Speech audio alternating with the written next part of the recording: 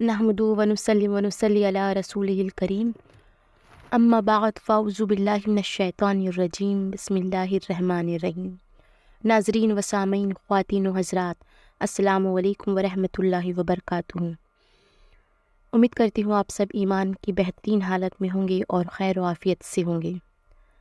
جیسا کہ ہمارے چینل دینیات و تسلیم میں ہم دین و اسلام کی مختلف معلومات حاصل کرتے رہتے ہیں، آپ نے ہمیں چند سوالات پوچھے ہیں جس کے متعلق آج کے اس ویڈیو میں ہم جوابات دینے کی کوشش کریں گے۔ آپ سے گزارش ہے کہ ان سوالوں اور ان کے جوابات کو ضرور دیکھیے، کیونکہ یہ سوالات ہم تمام کی زندگی میں کبھی نہ کبھی ضرور اٹھتے ہیں جس کا حل ہمیں پتہ ہونا چاہیے۔ تو مفتیان اکرام اور بزرگان دین کی رہنمائی میں ہم آپ کے چند سوالات کے جوابات یہاں دینے کی کوشش کریں گے۔ تو چلیے شروع کرتے ہیں آج کا یہ سلسلہ۔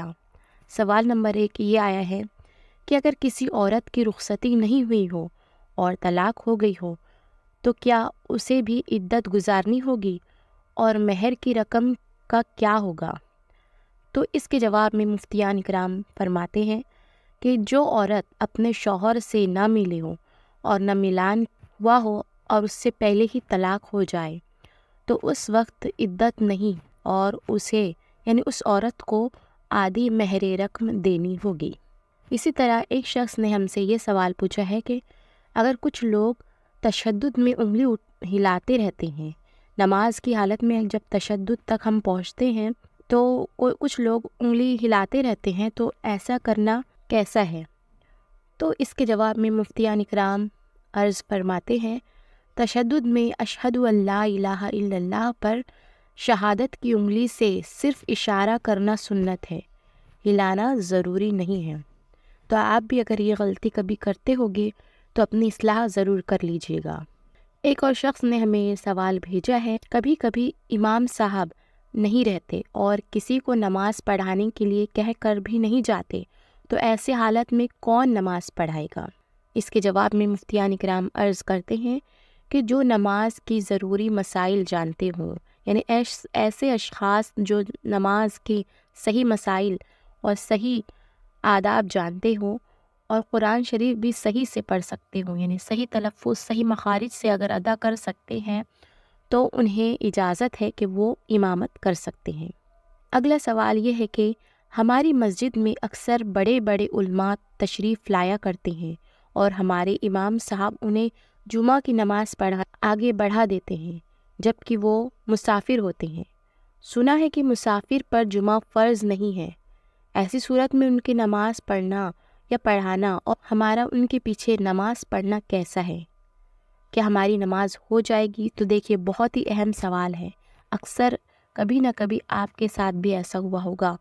تو دیکھیے اس کے مطابق مفتیان اکرام کیا عرض کرتے ہیں، مسافر پر مانا کہ جمعہ فرض نہیں ہے مگر وہ جمعہ پڑھائیں گے تو صحیح، کیونکہ وہ عالم ہے، انہیں پتہ ہے کہ کس طرح نماز ادا کی جاتی ہے، اور جب کہ وہ مہمان بھی ہے تو آپ کے مولوی اکرام نے انہیں اگر ان کے ادب کے لیے انہیں آگے کیا ہے اور اس پر اگر وہ نماز پڑھا دیتے ہیں تو اس میں کوئی حرج نہیں ہے، آپ کی بھی نماز ہو جائے گی اور ان کا امامت کرنا بھی صحیح ہے۔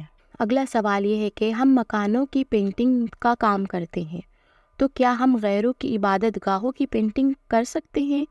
کام اور مزدوری کی نیت سے اس میں جا سکتے ہیں؟ بہت ہی اہم سوال ہے۔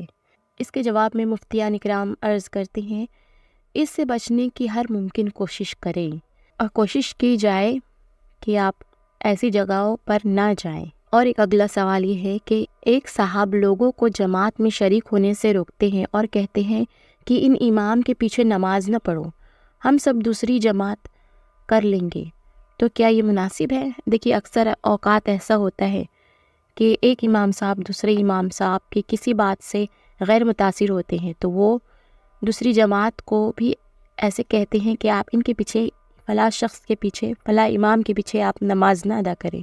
تو اس صورت میں مفتیان اکرام کیا عرض کرتے ہیں، دیکھیے ایسا آدمی منافق ہے، دیکھیے نعوذ باللہ، ایسا شخص جو دوسروں کے لیے فوٹ ڈالنے کے لیے کہتا ہے یا دوسروں کی مخالفت کرتا ہے، تو اگر کوئی بھی امام صاحب ہو یا جو بھی ہو، اگر ایسا کہتا ہے کہ اس شخص کے پیچھے نماز نہ پڑھو، ہم الگ سے نماز پڑھیں گے، تو یہ بولنے والا شخص کیا ہے؟ منافق ہے۔ جماعت میں شریک ہونا قریب قریب واجب ہے، مطلب اگر امام میں کوئی خرابی ہو تو الگ بات ہے، جماعت کی بڑی فضیلت ہے۔ دیکھیے، الگ سے جماعت نہیں بنانا چاہیے ہمیں۔ اگر جماعت اگر پہلے سے شروع ہو چکی ہے تو آپ کو چاہیے کہ آپ ان کے ساتھ جوائن کر لیں یا ان کے ساتھ شامل ہو جائیں۔ ایک سوال یہ ہے کہ مسجد میں نکاح کرنا سنت ہے تو کیا لڑکی کو بھی مسجد میں لے جا سکتے ہیں؟ دیکھیے، آج کے موجودہ دور میں کئی نکاح ہو رہے ہیں، اور نہ صرف آج بلکہ پہلے سے ہی سلسلہ چلا آ رہا ہے کہ مسجدوں میں نکاح ہوتے ہیں۔ تو کیا اس صورت میں عورتوں کا بھی، یا جس لڑکی کا نکاح ہو رہا ہے اسے بھی مسجد میں موجود رہنا ضروری ہے؟ دیکھیے مفتیان اکرام اس سلسلے میں کیا فرماتے ہیں۔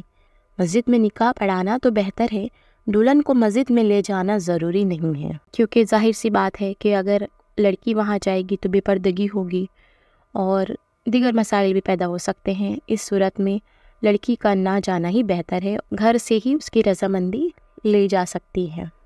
اگلا سوال ہے کہ اذان اور اقامت کے بیچ دعا قبول ہوتی ہے، اس کا کیا مطلب ہے؟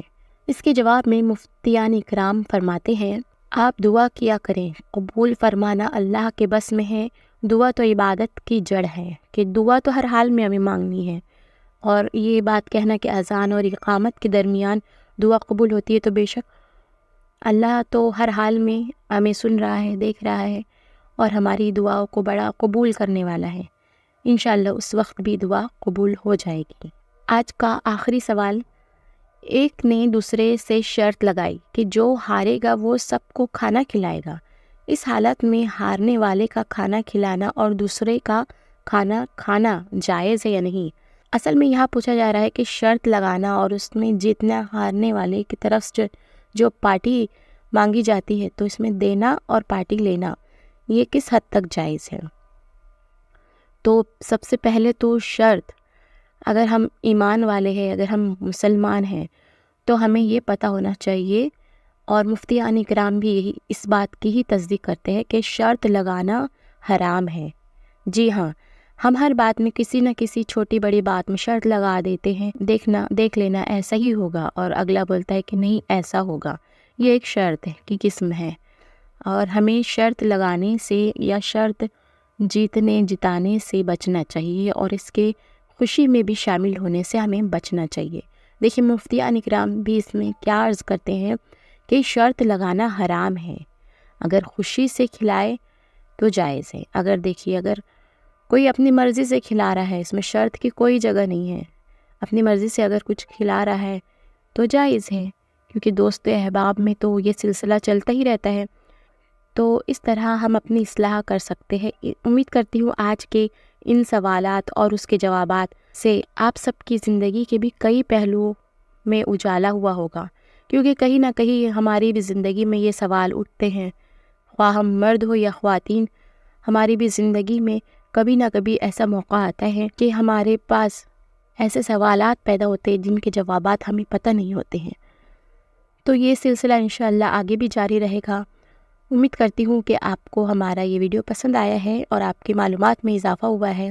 آپ سے گزارش ہے کہ ہمارے ویڈیو کو لائک کیجئے، ہمارے چینل دینیات وتھ تسلیم پر اگر آپ نئے ہیں تو اسے سبسکرائب کیجئے، اور ثواب جاریہ حاصل کرنے کے لیے دوسروں تک بھی شیئر کیجئے۔